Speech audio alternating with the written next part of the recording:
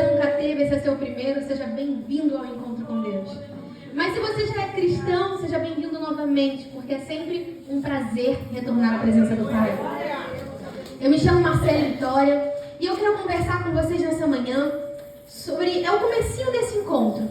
Só que quando você tem um relacionamento à distância, você precisa saber o que te separa da sua pessoa amada para que você se encontre com ela, correto? E esse encontro com Deus vai servir, irmão. Vai servir, minha irmã, nessa manhã, para tirar tudo aquilo que impede, tudo aquilo que está te distanciando do seu Deus. Tudo aquilo que está fazendo com que o seu relacionamento seja um relacionamento à distância vai acabar nessa manhã. Porque você vai entender aquilo que tem te separado dele para que você possa se aproximar. Lá em Mateus 26, 14, vai dizer assim: então um dos 12 discípulos que andavam com Jesus, que estavam próximos de Jesus, preste atenção nisso. Então um dos 12, chamado Judas Iscariotes, chamado o quê? Judas Iscariotes, foi falar com os principais sacerdotes e ele disse: quanto me darão para que eu o entregue a vocês? Judas nesse momento pergunta por quanto ele receberia para que ele entregasse Jesus para ser morto. E pagaram-lhe 30 moedas de prata. Por quanto ele trocou Jesus? 30 moedas de prata. E desse momento em diante, Judas buscava uma boa ocasião para entregar Jesus. Olha, essa história talvez já seja muito conhecida por você. Você já deve ter escutado falar de Judas Iscariotes, o conhecido como o traidor. Judas trocou Jesus por 30 moedas de prata. Mas o que eu tenho para refletir sobre a minha vida e que você pode refletir na sua vida nessa manhã é: qual tem sido a sua troca? Meu Deus! Será que você tem trocado Jesus por o quê? Pelo quê? Quais têm sido as suas 30 moedas de prata?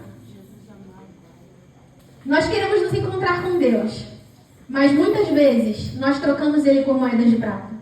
E essas moedas podem ser a pornografia, essas moedas podem ser a mentira, a fofoca, a contenda. Eu não sei. Eu sei das minhas moedas pelas quais eu já troquei e eu tive que me arrepender. Eu sei qual é o meu pecado. E nessa manhã nós vamos começar falando sobre o pecado e suas consequências. E para que nós possamos falar disso, eu comecei falando de Judas, porque Judas trocou Jesus facilmente por 30 moedas. E às vezes nós trocamos Jesus por 30 moedas, trocamos Jesus pelo nosso pecado. E aí, para que nós possamos falar sobre o pecado, primeiro eu preciso dizer o que é esse pecado. Marcele, como eu vou saber pelo que eu tenho trocado Jesus? Pecado é tudo aquilo que foge da formatação original pelo qual você foi criado. Você foi criado para uma coisa. Você foi criado para se relacionar com Deus.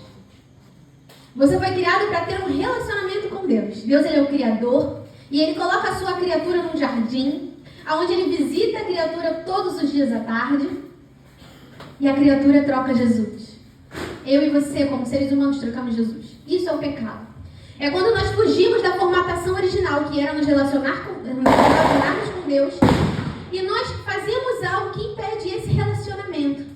Então, o pecado é tudo aquilo que foge do tempo, do objetivo e da formatação original pelo que você foi criado. Do seu propósito, o propósito pelo qual você foi criado. E quando nós fugimos dessa formatação, acontece algo. Se eu fui criada para uma coisa e eu fujo desse propósito, existem consequências. E aí, uma das principais consequências, e eu digo que essa é a mais dolorosa, é a perda do relacionamento com Deus. Sabe quando você já está na igreja há um tempo e você para de sentir a presença de Deus, você para de sentir aquele coração ardente quando está na hora do louvor, você não consegue mais prestar atenção na pregação, já se torna uma coisa monótona. Ir para a igreja vira rotina, ou ouvir falar de Deus já se torna comum. Essa é a principal consequência do pecado. Porque Deus, Ele permanece no mesmo lugar. Deus, Ele sempre está aqui. Sempre está aqui. Ele nos criou aqui. Imagem e semelhança, como criatura de Deus. E nós estamos debaixo da presença de Deus. E Deus não sai de perto de nós, mas o que acontece quando nós pecamos é que nós vamos nos distanciando. E a consequência do pecado é que cada vez eu vou ficando mais longe de Deus porque Deus saiu de perto de mim? Não, porque eu me distanciei. E o pecado começa a criar uma barreira. Então, quando eu começo a mentir, e isso vira o meu hábito, eu começo a me distanciar dos meus irmãos da igreja, porque quem é que gosta de conviver com mentira? E aí essa mentira começa a me distanciar dos irmãos, e quando eu vou ver, eu não quero mais frequentar o culto, e aí eu posso ofender alguém que se sentiu ofendido pela mentira que eu trouxe, e a pessoa sai da igreja, e eu começo a gerar consequências, quando eu vou ver, eu estou longe de Deus. Ou então, envolvido com a pornografia, começa a vir o sentimento de impureza, o sentimento de incapacidade, o sentimento de não ser capaz de ser amado ou amar, e isso também te afasta de Deus. Ou quando começa a fazer algo ilícito, quando o furto se torna comum. Será que você conhece alguém que tem aquele hábito de furtar que nem sente mais que está furtando? Já se tornou rotina? Isso vai te afastando de Deus. E às vezes não é nada disso, às vezes é um pensamento. Quantas vezes a sua mente tem te levado a ter um pensamento impuro? Um pensamento de matar, um pensamento de morrer, um pensamento... Quantas vezes?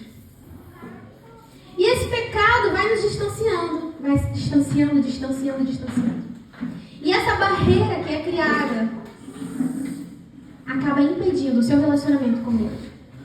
Mas nessa manhã você está aqui não só para compreender o que é o pecado, mas também para saber como acabar com essa barreira que te impede de chegar mais perto do seu Deus. Lá em Romanos 3:23 vai dizer assim. Romanos 3:23. Pois todos pecaram e carecem da glória de Deus. Quando nós falamos de um lugar carente, é porque aquele lugar precisa de algo. Quando uma pessoa está carente de atenção, é porque ela precisa de atenção. E quando a Bíblia fala que todos pecaram, eu e você pecamos, todos pecaram, e carecem da glória de Deus, significa que nós precisamos da glória de Deus. Se eu estou carente da glória de Deus, é porque eu preciso dessa glória. E a Bíblia vai dizer que todos nós nos encontramos um dia nessa situação, pecadores e carentes da glória de Deus. E o pecado, ele rompe com essa glória, mas o que é romper com essa glória? Quando nós rompemos e saímos de perto da glória de Deus, acontecem 3 mortes. Pode ser uma morte física, uma morte espiritual ou uma morte eterna. E essa é mais uma consequência do pecado, a morte. Marcelo, como assim? Eu posso morrer de 3 formas diferentes? Sim. Se você vive na prática do pecado, sim. E eu vou te explicar sobre essas 3 mortes. O pecado, ele pode ser um erro de percurso. Você não estava planejando, você cedeu a uma tentação e você errou, você caiu. Isso é um pecado por erro de percurso. Mas quando você vive na prática constante do pecado, você sabe que está errado e você continua naquele vício, você continua. Podem causar essas 3 mortes. Isso serve para não cristãos e para cristãos que estão há 5, 10, 15, 20, 30 anos na igreja. Isso serve para todos nós, serve para quem é humano. Você é humano? Glória a Deus. Então você também carece da glória de Deus. E aí quando nós pecamos e passamos por essa morte, a morte física é a primeira que pode acontecer. Um pecado, por exemplo, por vício, pode gerar uma morte por cirrose, pode gerar uma morte por overdose. Um pecado pela pornografia pode levar a tanto consumo, pode a pessoas que se envolvem. Vocês já assistiram o filme Som da Liberdade, que saiu essa semana no cinema? É um filme cristão que saiu no cinema. Se você tiver a oportunidade, você assista. Mas vai falar de mortes geradas pelo tráfico humano para sexualização. Então o pecado, ele pode gerar morte física, e aí eu digo de morte desse corpo aqui, de muitas formas.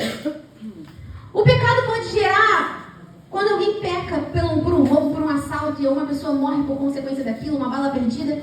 A morte física existe de várias formas. Mas isso aí já é fácil de entender. Só que existe uma morte chamada morte espiritual. E essa é ainda mais dolorosa, creio eu, do que a morte física. Porque a morte espiritual é quando o seu corpo físico está aqui na terra, você está aqui me escutando. Você está aqui, se eu te tocar, você sente, você escuta.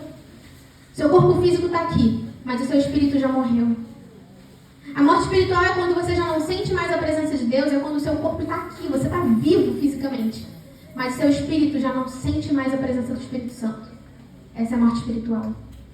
É quando te falta paz, é quando te falta alegria, é quando a tristeza não é uma coisa que dá e passa, é uma depressão constante. E você não sai daquele marasmo, daquela angústia. Isso é uma morte espiritual. Não significa que toda tristeza é consequência do pecado. Mas o pecado sim causa tristeza. E causa morte espiritual. E a terceira morte que o pecado causa é a morte eterna. Essa é quando você pecou em vida e aí você morre nesse pecado, sem arrependimento, sem voltar atrás. E aí você morre nesse pecado. E as consequências acontecem na eternidade. A morte eterna é a separação literal entre Deus e o homem. Porque após essa vida aqui segue-se o juízo. O juízo de Deus é baseado no que nós vivemos aqui na terra. Então, se você se esforçou para viver uma vida em santidade, você estará ao lado do Pai. Mas uma pessoa que não se esforça para viver em santidade, e isso não tem no nosso meio, porque todos aqui saíram daqui mais próximos ainda de Deus, amém? Aleluia! Uma pessoa que não se esforça para viver em santidade, viver uma vida direita, reta com Deus, a consequência é a morte eterna, é o inferno. É quando a morte acontece, a pessoa ainda no pecado, ela ainda não se converteu e morreu. Não deu tempo de se converter. Não se arrependeu enquanto estava em vida. E aí, pela eternidade, é viver com Satanás. E isso é uma coisa muito séria. Essas 3 mortes são consequência do pecado. Eu quero ler com vocês em Efésios 2:1. Efésios, capítulo 2, versículo 1. Vai dizer assim: Ele lhes deu vida quando vocês estavam mortos em suas transgressões e pecados. Ele é Deus. Deus nos deu vida quando estávamos mortos na transgressão do pecado. Versículo 2. Nos quais vocês andaram noutro tempo, segundo o curso deste mundo, segundo o príncipe da potestade do ar e do espírito que agora atua nos filhos da desobediência. Então, assim como quem segue a Deus tem o Espírito de Deus, quem segue Satanás tem o espírito da desobediência. E é isso que gera o pecado. Entre eles também nós andamos no passado, seguindo as inclinações da nossa carne. Ou seja, todos nós um dia andamos segundo a carne. Eu e você nascemos pecador. Fazendo a vontade da carne e dos pensamentos. E éramos por natureza filhos da ira, como também os demais. Ou seja, não julgamos porque um dia nós estivemos lá. Mas Deus, o único santo, sendo rico em misericórdia, por causa do grande amor com que nos amou, e estando nós mortos em nossas transgressões, nos deu vida justamente com Cristo. E pela graça vocês são salvos. Pela graça vocês são salvos. Graça é favor imerecido. Graça é algo que eu não mereço. Quando você recebe de graça, você não merece. A graça é algo que custou o sangue de Cristo, mas Ele nos deu esse sangue de salvação, mesmo nós não merecendo.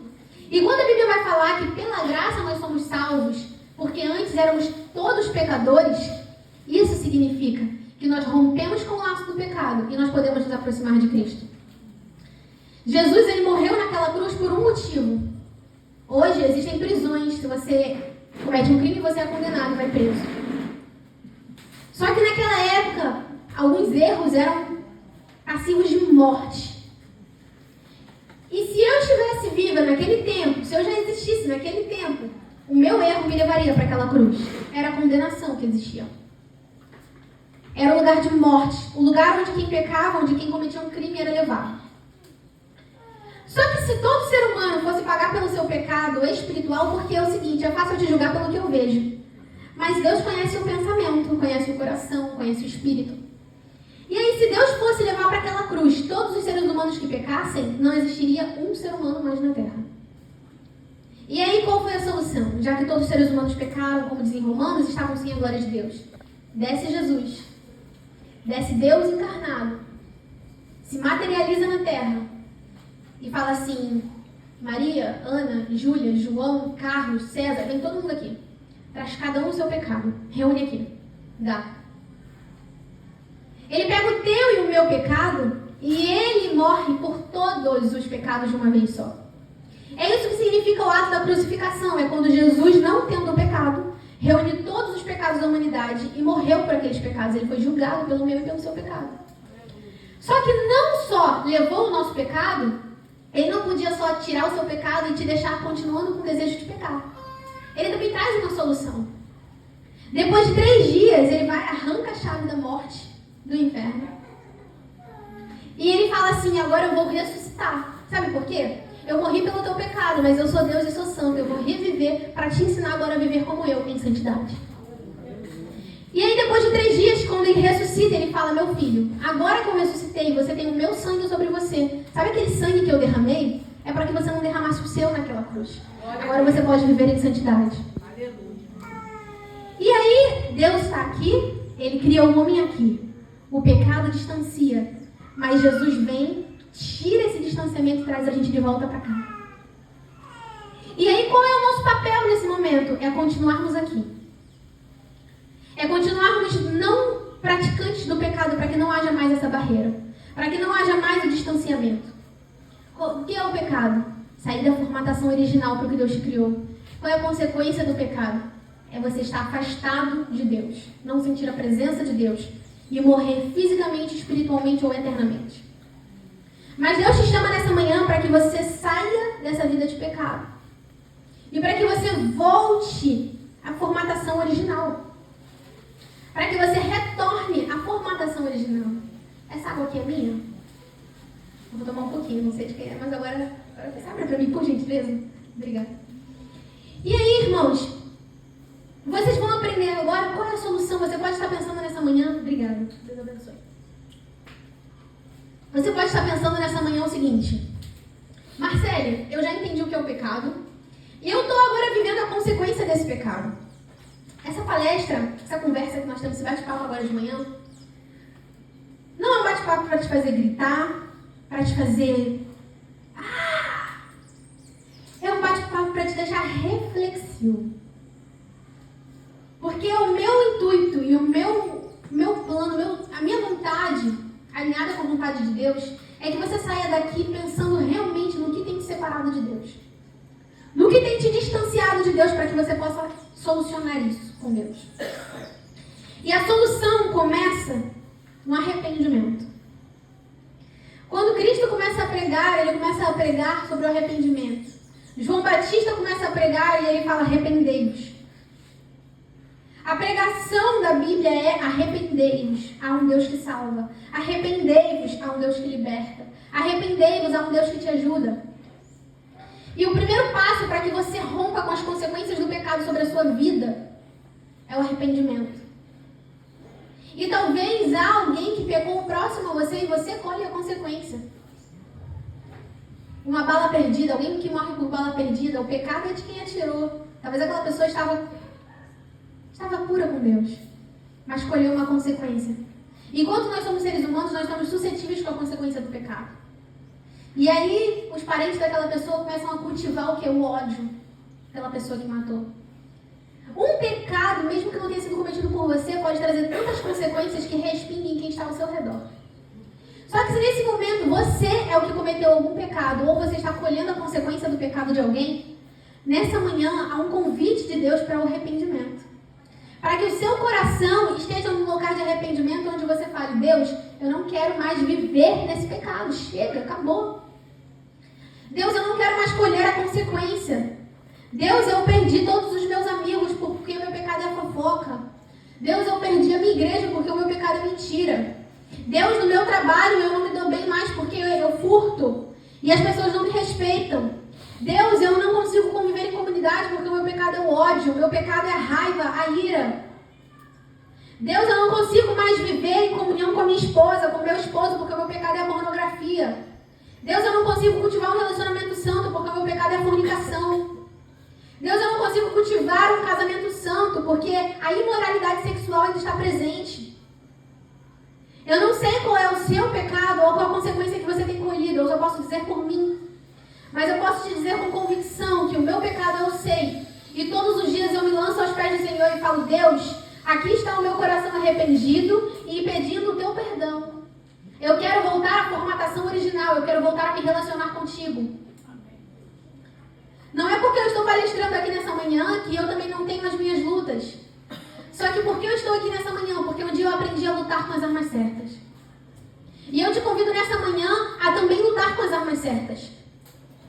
O pecado, ele traz culpa, traz condenação. Quando você erra, você se sente culpado, você se sente amargurado. Só que a culpa não te leva a lugar nenhum. O que te leva a algum lugar é o arrependimento. Você sentar na cadeira, chorar porque está arrependido, porque está culpado, porque está angustiado, não te leva a lugar nenhum. O que te leva a algum lugar é o arrependimento.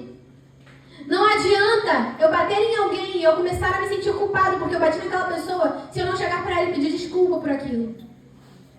Não adianta eu ser agressivo com meu esposo, com a minha esposa e me sentir culpado por conta daquilo e parar de falar se eu não chegar nele, nela e pedir desculpa, pedir perdão.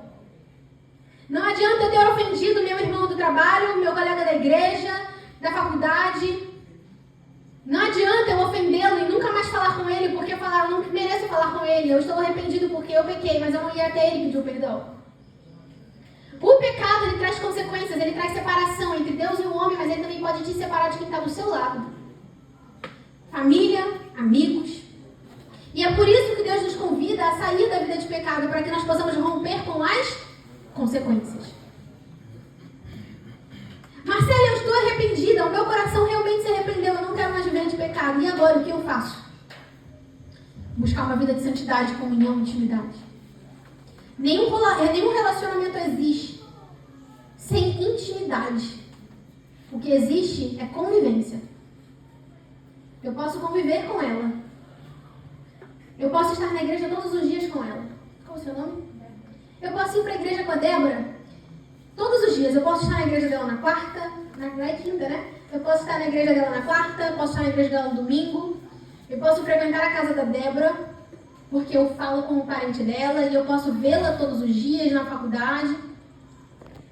Uma coisa é eu conviver com a Débora, outra coisa é eu de manhã perguntar: Débora, como você está? Débora, qual o desejo do teu coração? O que você quer para esse tempo? O que você tem sonhado? Débora, aquela habilitação que você queria tirar, como é que está o processo?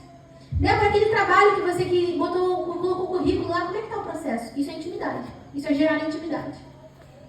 Uma coisa é você conviver com Deus. Deus está presente na tua vida. Sabe aquela pessoa que não tem intimidade nenhuma com Deus, mas fala assim: Deus é meu guia. Ele está comigo. Ele está contigo, mas tu está com Ele? Uma coisa é eu conviver com Deus, eu estar na igreja todos os dias da semana. Outra coisa é eu ter intimidade com Deus.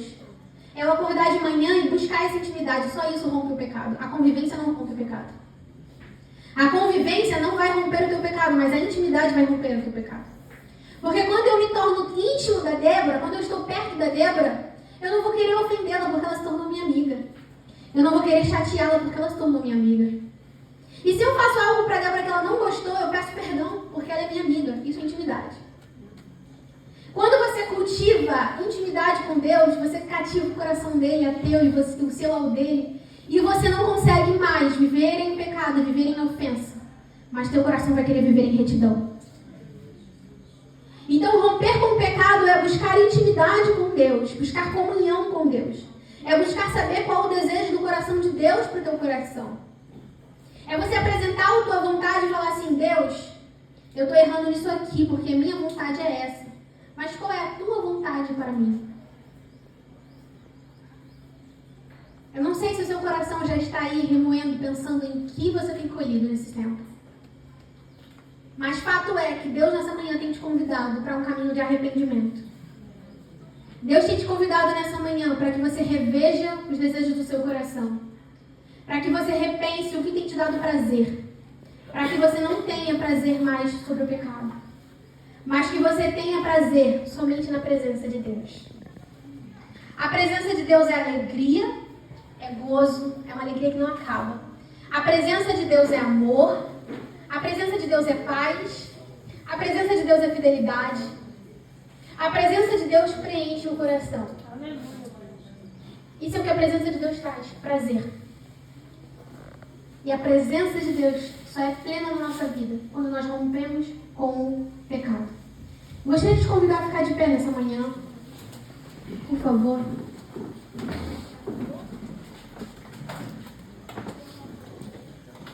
E em cima de tudo que você pensou sobre o pecado, sobre as consequências desse pecado, eu vou levantar uma oração nessa manhã. Mas não é uma oração minha por vocês, é uma oração minha com vocês. Eu não vou orar pelo seu pecado, eu não sei qual é ele. Eu vou orar de modo geral, mas é você quem vai falar com Deus agora. Deus, esse é o meu pecado. Deus, isso aqui eu quero me arrepender. E isso aqui é o que eu preciso deixar de lado para quebrar a barreira e ter mais intimidade contigo. Pai, nós entramos na tua presença nessa manhã. Deus, nós conversamos nesse momento sobre aquilo que pode nos afastar da tua presença. E nós te pedimos, Senhor, encarecidamente que o Senhor possa nos perdoar pelos nossos pecados, perdoar pelos nossos erros, as nossas falhas. Nós pedimos perdão, Senhor, por tudo aquilo que tem nos afastado de Ti. Deus, nós não merecemos estar diante da Tua presença. Mas a Tua graça, que é o Teu favor imerecido, tem nos alcançado todos os dias. E nós entregamos a nossa vida nessa manhã diante da Tua presença e nós te pedimos, Senhor, nos perdoa pelo nosso pecado. Você pode repetir essa frase comigo? Senhor, Senhor, Senhor, Senhor, me perdoa, pelo meu pecado. Restaura o meu coração. Repreende tudo o que me separa da Tua presença. Me ajuda a ter intimidade contigo. Que o meu coração não aguente viver no pecado, mas que eu viva uma vida pura e santa contigo. Espírito Santo, cada coração que fez essa oração nessa manhã, cada coração que se arrependeu nessa manhã, que eles possam, Pai, ter uma vida realmente nos Teus atos, uma vida de santidade, uma vida de pureza, de retidão. Nós quebramos todo o elo do pecado sobre nossas vidas, Senhor, e entregamos o nosso coração a Ti, para que nós possamos voltar à nossa formatação original, que é nos relacionarmos contigo, Pai. Nós nos entregamos a Ti mais uma vez, em nome de Jesus. Amém. Graças a Deus. Continue com seu